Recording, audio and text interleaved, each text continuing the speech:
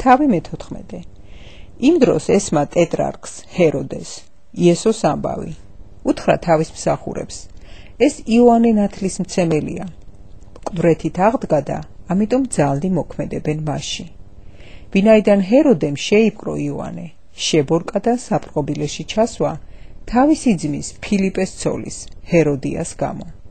ვინაიდან იოანე ეუბნებოდა მას, შენთვის ნებადართული არ არისო მისი ყოლა. უნდოდა მისი მოკლა, მაგრამ ხალხისა ეშინოდა, რადგან წინასწარ მეტყველად მიაჩნდათ იგი. ხოლო ჰეროდეს დაბადების დღეს ჰეროდიას ასულმა იცეკვა შეკრებილთა წინაშე და აამა ჰეროდეს.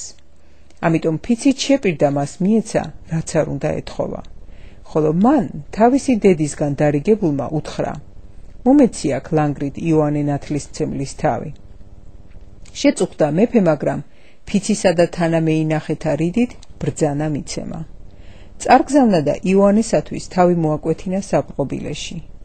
მოართვეს თავი ლანგრით და გადასცეს ქალიშვილს, მან კი თავის დედას მიართვა. მოვიდნენ მისი მოწაფეები, წაიღეს მისი ნეშტი და დამარხეს. მივიდნენ და შეატყობინეს იესოს. ეს რომ იესო მოისმინა, წავიდა იქიდან ნავით და ერთ უდაბურ ადგილას განმარტოვდა. ხოლო ხალხმა რომ ეს გაიგო, ფეხით გაედევნა მას ქალაქებიდან. გამოვიდა და უამრავი ხალხი რომ დაინახა, შეებრალა ისინი და განკურნა მათი სნეულები. როცა მოსაღამოვდა, მივიდნენ მასთან მოწაფები და უთხრეს: აქ უდაბნო ადგილია, ჟამიც გვიანია. გაუშვეს ხალხი რომ წავიდნენ სოფლებში და საჭმელი იყიდონ თავისთვის. ესომ კი უთხრა მათ: მაგათ არ სჭირდებათ წასვლა, თქვენ მიეცით საჭმელი. ხოლო მათ უთხრეს: ჩვენ აქ მხოლოდ 5 პური და 2 თევზი გვაქვს. მან უთხრა: აქ მომიტანეთ.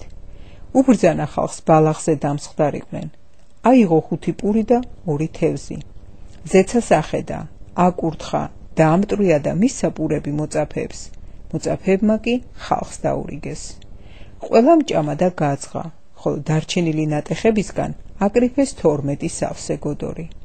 ხოლო მჭამელი 5000-მდე კაცი იყო, გარდა ქალებისა და ბავშვებისა. და მაშინვე აიძულა იესომ თავისი მოწაფეები ნავში ჩამსხდარიყვნენ და მასზე ადრე გასულიყვნენ მეორე მხარეს, ვიდრე ის ხალხს გაუშვებდა. როცა გაუშვა ხალხი, მთაზე ავიდა, რათა განმარტოებით ელოცა. მოსაღამოვდა და იგი მარტო იყო იქ, ხოლო ნავი უკვე მრავალ სტადიონზე წასულიყო ხმელეთიდან და გასაჭირი ედგა ტალღებისაგან, რადგან პირქარი იყო.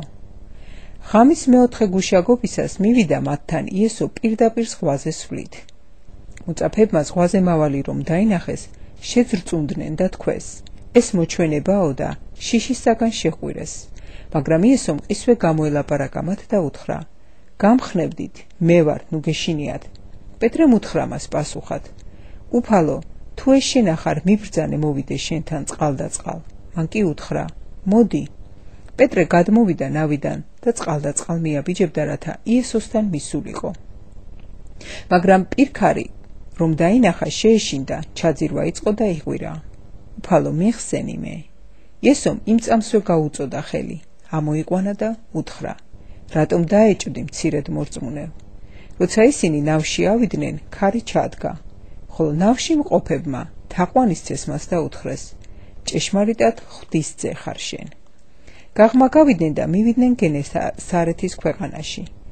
იმ ადგილის ხალხმა იცნო იგი, დაგზავნეს მთელ მხარეში და მოუყვანეს მას ყველა ავადმყოფი. ევედრებოდნენ მას, რომ მისი სამოსის კალთას მაინც შეხებოდნენ და ვინც შეეხო, განიკურნა.